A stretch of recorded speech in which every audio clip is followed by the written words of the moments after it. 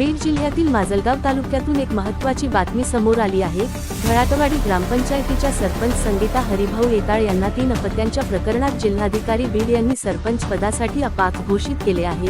महाराष्ट्र ग्रामपंचायत अधिनियम 1958 मधील कलम 14(j) अन्वये हा निर्णय घेण्यात आला असून या प्रकरणामुळे घराटवाडी ग्रामपंचायतीच्या राजकीय वर्तुळात मोठी चर्चा सुरू झाली आहे।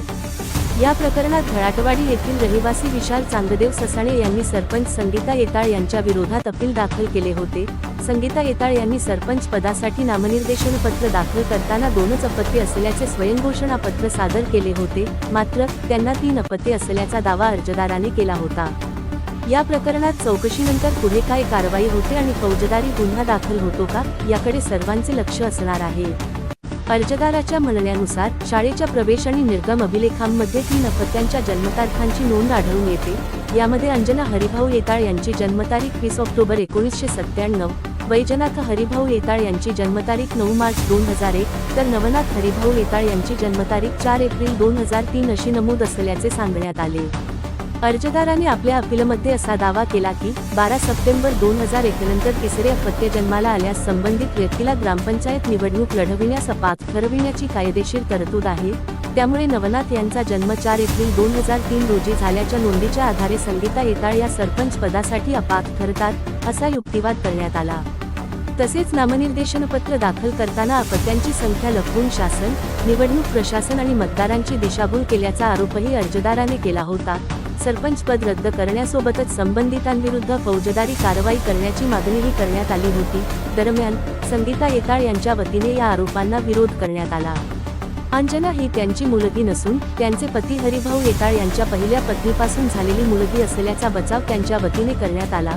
पहिल्या पत्नीच्या मृत्यूनंतर हरिभाऊ येताळ यांनी संगीता यांच्याशी दुसरे लग्न केले आणि त्यानंतर वैजनाथ आणि नवनाथ ही 2 अपत्ये झाल्याचा दावा करण्यात आला। त्यामुळे नामनिर्देशन पत्रात 2 अपत्यांची माहिती देण्यात आल्याचे योग्य असल्याचे सांगण्यात आले।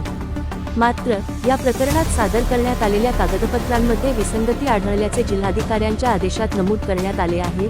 पहिल्या पत्नीच्या मृत्यूबाबत सादर करण्यात आलेल्या मोटार अपघात दावा न्यायाधिकरणातील कागदपत्रांमध्ये मृत्यूची तारीख 27 मे 1994 अशी नमूद आहे, तर सादर केलेल्या मृत्यू प्रमाणपत्रामध्ये मृत्यूची तारीख 25 मार्च 1998 अशी नमूद असल्याचे आढळून आले। या 2 कागदपत्रांमधील विसंगतीमुळे संबंधित कागदपत्रांच्या विश्वासार्हतेबाबत प्रश्न उपस्थित झाल्याचे आदेशात नमूद करण्यात आले आहे। उपलब्ध शाळेचे अभिलेख, नामनिर्देशन पत्रातील माहिती, स्वयंघोषणा पत्र आणि इतर कागदपत्रांचा विचार केल्यानंतर जिल्हाधिकारी बीड यांनी विशाल चांगदेव ससाणे यांचे अपील मंजूर केले। त्यानुसार संगीता हरिभाऊ येताळ यांना घराटवाडी ग्रामपंचायतीच्या सरपंच पदासाठी अपात्र घोषित करण्यात आले आहे।